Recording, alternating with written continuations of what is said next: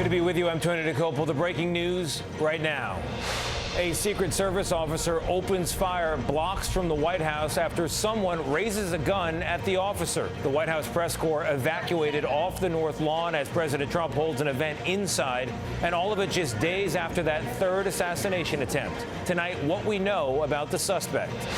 Also developing tonight, near disaster dash cam video shows the moment a United Airlines jet with 231 people on board hit a bakery delivery truck and a light pole on one of the busiest highways in the U.S. What authorities are saying tonight. And that deadly outbreak aboard a cruise ship, the public health threat so dangerous, 149 passengers, 3 of them sick, now stuck on board. Dolly Parton health update, what she's calling a good news, bad news situation. And what about those sold-out shows in Vegas? The Met Gala, money, power, and politics collide at fashion's big night out. We're there as the stars arrive. And the good stuff, a pilot's last flight canceled, and yet somehow sweeter because of what happened next. From CBS News headquarters in New York, this is the CBS Evening News with Tony DeCopel. And good evening. Several major stories as we come on the air tonight, including what federal investigators are now officially calling an accident. That plane on final approach to Newark International Airport yesterday, passing over Interstate 95 and coming in so low that the landing gear clipped a truck. You're looking at the driver's dash cam at the moment of impact. The plane also hit a light pole and just barely cleared that concrete divider there. We're going to have a full report on that in a moment. But first, the breaking news out of Washington, D.C. The White House on lockdown for a time this afternoon after the Secret Service shot a gunman near the Washington Monument just blocks away. Homeland Security and Justice correspondent Nicole Skanga has made her way to the scene. Nicole, good evening to you. What have you learned? Good evening, Tony. The confrontation took place just behind me across from the Washington Monument, 4 blocks away from the White House. Around 3:30 this afternoon, a Secret Service officer spotted a man that appeared to be carrying a weapon. Moments later, the suspect opened fire. Several agents returned fire, wounding him. A juvenile was also hit, though it's not clear by whom, and is being treated for non-life-threatening injuries. The Secret Service deputy director was asked if this was an attempt on the president's life. I'm not going to guess on that. I can tell you that every time, one, we're patrolling this area and every site we do 24/7 hardcore. Whether or not it was directed to the president or not, I don't know, but we will find out. The White House was briefly locked down. Members of the media were evacuated off the North Lawn. The president was also hosting an event at the White House. It was not interrupted. Law enforcement sources tell CBS News the suspect now faces multiple charges and remains in custody at a local hospital. Tony? Nicole Skanga leading us off from Washington. Nicole, thank you very much.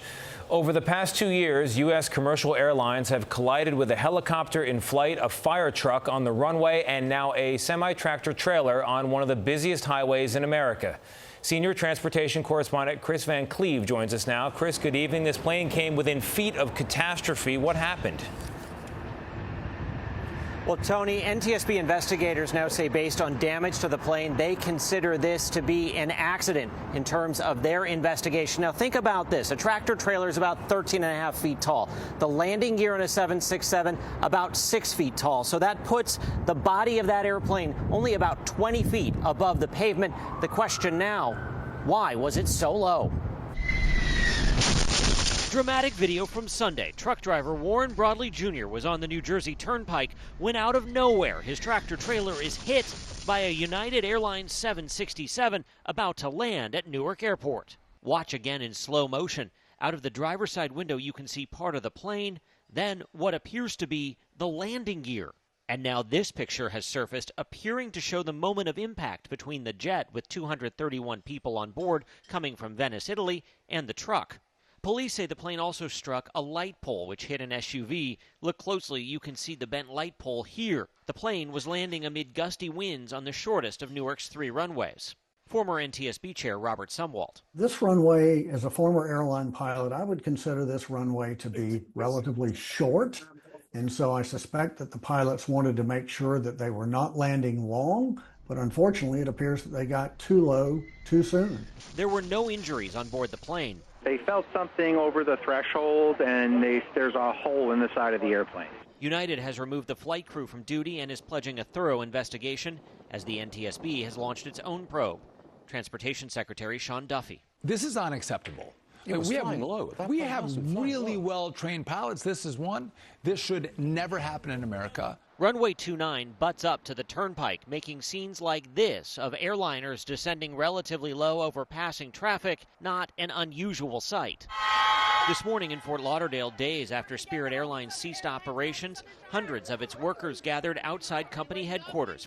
Court documents reveal Spirit learned the government lifeline was off the table on Thursday. After burning $100 million in additional fuel costs since March, Spirit ran out of money, stranding tens of thousands of flyers and leaving roughly 7,500 Spirit staffers abruptly unemployed. Flight attendant Colleen Burns worked for Spirit for a decade. We all feel like our wings were clipped, and even though I'm sure we'll land other places, it's not going to be the same. The Department of Transportation says airlines have helped bring home nearly 100,000 stranded Spirit flyers since Saturday. But just this morning at the Fort Lauderdale airport, we watched as a woman came in with bags in her hands thinking she was going to get on her Spirit flight, a flight that's never taking off. Tony. All right, Chris, thank you very much. We turn now to the west coast of Africa, where the suspected outbreak of a rare and deadly virus has killed at least 3 people and left a cruise ship stranded at sea. Here's correspondent Tom Hansen with the latest. Tonight, the cruise ship MV Hondius is docked off the West African nation of Cape Verde, officials revoking permission for passengers to disembark. The ship set sail from Argentina more than 4 weeks ago, promising its 150 passengers a journey to several exotic places, culminating in Antarctica. Now, passengers are stuck on the ship. Medical investigators believe 3 passengers have died from the hantavirus. 3 other cases are suspected. Hantavirus is a rare respiratory disease that can kill up to 50% of those infected. It's the same illness that killed actor Gene Hackman's wife last year. This really is a detective story. So they're going to have to figure out, okay, where was the boat? Where were the people? When could they possibly have been infected with rodent droppings or urine or saliva? The World Health Organization is helping to evacuate passengers that are showing symptoms. Right now, the World Health Organization is saying there's no big risk to the general public. But of course, you're always going to play it safe. You're going to be as cautious as possible and get as much information as possible. And Dr. Lepouk says this virus is not like the norovirus, which can rapidly spread on a cruise ship and really wreak havoc. The World Health Organization is working to see if this virus is the strain that can be passed from person to person. Tony. Tom, thank you very much. We turn now to the war with Iran, still officially in a ceasefire, but with missiles and drones crisscrossing the region again today. U.S. stocks fell, the Dow dropping more than 500 points. That's more than 1%. And oil prices up more than 5% to around $114 a barrel. But 2 U.S. cargo ships that had been trapped for months in the war zone made it out today, according to officials, raising hopes that more could follow. Here's senior foreign correspondent Holly Williams with more tonight from Tel Aviv. We did a little detour, and it's working out very nicely. As the U.S. military works to reopen the Strait of Hormuz, President Trump said today that the conflict with Iran is going very well. U.S. Central Command said the military intercepted cruise missiles and drones launched by Iran to try to disrupt the mission, with no American warships or other U.S.-flagged vessels hit. The president said the U.S. struck 7 Iranian military speedboats. As usual, Iran gave a different version of events, denying that any commercial ships passed through the Strait of Hormuz. The country's state media claimed that this video shows the Iranian Navy firing warning shots at American destroyers, though we cannot verify it. On social media yesterday, Trump called the initiative to move ships through the Strait of Hormuz a humanitarian gesture, with around 2,000 ships stranded and food on board some of them running short. But ending the Iranian blockade would also strip Iran's leaders of their most powerful bargaining chip. That's helpful to a president who's under pressure to end the conflict. So ever since the war started, we have witnessed maybe more than 200 missiles over our head. Rahman Kapoor is the captain of an oil tanker stranded in the Persian Gulf since the war began in February. Are you worried that this actually may cause the ceasefire to collapse? Yes, anything could go wrong anytime. There are fears in this region that the fragile ceasefire between the US and Iran could now crumble. The United Arab Emirates, an American ally, said it was targeted by Iran today, with a drone strike injuring 3 people and sparking a fire at an oil port. Tony. Holly Williams for us in Tel Aviv. Holly, thank you very much. Rudy Giuliani is in a Florida hospital tonight recovering from pneumonia, according to a spokesperson. The former New York City mayor and personal lawyer to President Trump suffers from what's known as restrictive airway disease and was put on a ventilator over the weekend. He says the illness is tied to exposure to toxins at Ground Zero following the September 11th attacks. Giuliani turns 82 later this month. Most abortions today are obtained through medication, often accessed by mail and without an in-person visit to a doctor, something opponents have tried to stop and for a time the Trump administration tried to require. But the Supreme Court has, at least for now, restored access. For more, let's bring in Chief White House correspondent Nancy Cordes. Nancy, good evening. Tony, good evening to you. This order from the Supreme Court is going to allow the abortion drug mifepristone to be prescribed once again via telemedicine and shipped to patients in the mail for at least another week until the Supreme Court decides how it wants to handle this case. Now, the Supreme Court stepped in today after a lower court on Friday blocked telehealth providers from prescribing these pills nationwide. And today's order was signed by one of the court's conservative justices, Samuel Alito. But this is just an administrative stay, so it doesn't indicate how the full court might rule going forward. Mifepristone is one of 2 drugs commonly used in conjunction to bring about an abortion early in pregnancy. So a permanent ban, Tony, would have a major impact on abortion access around the country. Yeah, sure would. Nancy, remind us why the lower court blocked access in the first place? Sure. Well, the state of Louisiana had sued the Food and Drug Administration, arguing that the availability of mifepristone by mail violated Louisiana's ban on abortion. There are 13 states that have enacted near total abortion bans since the repeal of Roe v. Wade 4 years ago, and access to this particular drug has really been at the heart of the fight ever since, because medication, as you noted, is now used to bring about 2/3 of all abortions. Mifepristone is commonly used to manage miscarriages as well, Tony. All right, Nancy, thank you very much. At a campground outside Oklahoma City last night, someone opened fire, injuring more than 20 people, though it's unclear at this hour how many of them were shot. The police say it was a lakeside party promoted on social media, and they're investigating. We turn now to Northeast Africa, where a search is underway for 2 U.S. Army soldiers in Morocco for a training mission and now missing after going on a hike during some downtime. CBS News foreign correspondent Chris Livesay has details. Good evening, Tony. It is a real-world rescue operation now for what started off as an exercise. Multiple aircraft, drones, divers, and vessels have been searching along Morocco's southern coast for the last 3 days for 2 missing U.S. soldiers. Defense officials tell us they were off duty on a hike when one soldier is believed to have fallen off a cliff into the surf below. Other soldiers witnessed the fall and attempted a rescue but could not reach the service member. A second soldier jumped in the water but struggled to return to shore, so a third jumped in. Only the third soldier made it out. The soldiers were at this base along with more than 7,000 service members for the annual African Lion exercises.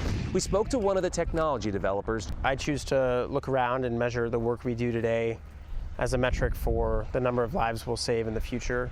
That future was sooner than expected. Using drones he designed himself to search for his fellow soldiers.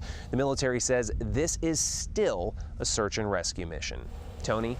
All right, Chris, thank you very much. Still ahead on the broadcast, the star-studded Met Gala celebrates fashion, also power, also fame. What's the controversy? Some big names are boycotting this year. We'll get into it. Plus, a bear on the loose in Los Angeles and the rare move to keep kids safe.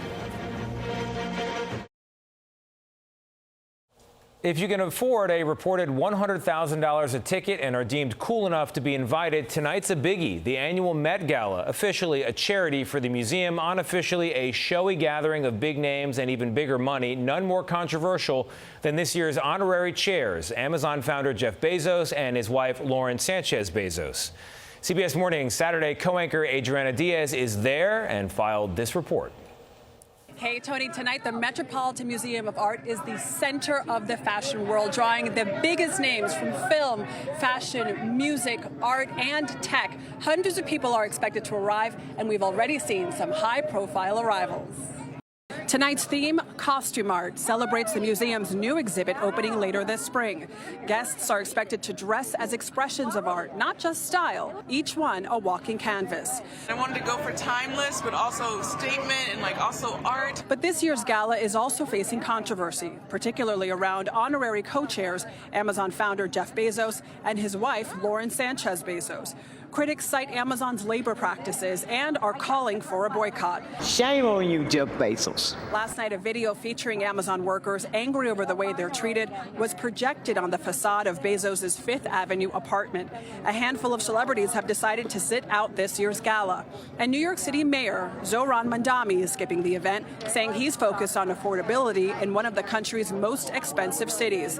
There are no cameras allowed inside of this invitation-only fundraiser, but the cost of individual tickets has soared, now $100,000, up from $75,000 last year. And despite all the controversy and high ticket prices, there is so much excitement in the air to see how everyone will interpret this year's theme. People are especially excited to catch a glimpse of Beyonce, one of the co-chairs. She hasn't been here in 10 years. Tony? Adriana, thank you very much. Up next, Dolly Parton has a message for her fans, what she calls the good news and a little bad news.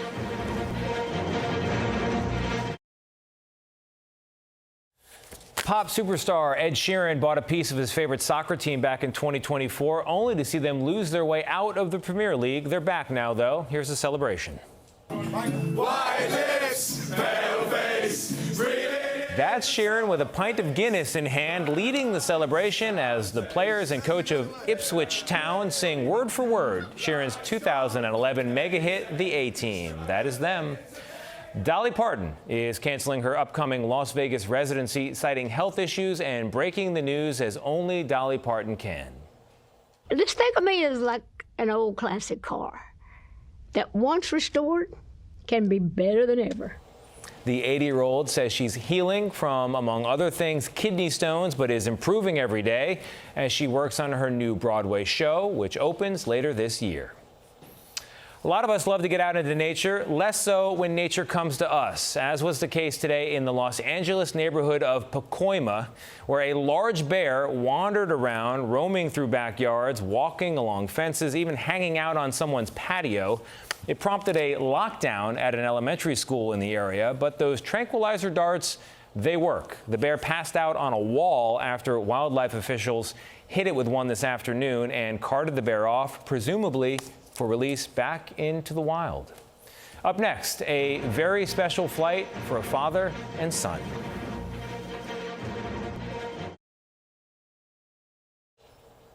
We're back with the good stuff. The story of a pilot's retirement after 47 years. The plans broke down, and yet it was all somehow sweeter because of what happened next. Captain John Jackson's final commercial flight was scheduled for Saturday from Fort Lauderdale home to Baltimore. And his son Chris, who'd followed him into aviation, was supposed to be on that flight with him. Then Dad's company, Spirit, shut down overnight, canceling everything. They did have a flight home, at least, via Chris's airline, Southwest. But what happened next is proof that while the world of business may not care if you have your day, your son still does. And if you're really lucky, the people in your field do too. Chris's colleagues arranged for his dad to be welcomed with a traditional double water cannon salute. How did it feel when you touched down and the water cannons were going over the top of the plane? It's pretty emotional. I was, quite overwhelmed because it wasn't expected at all. There was also a whole group waiting for John at the gate, along with a bottle of champagne. I love my dad. He's the one that literally taught me how to fly. And I'm just thankful to see, all the hard work he's done throughout his career and be rewarded and be able to be turned around on him for once.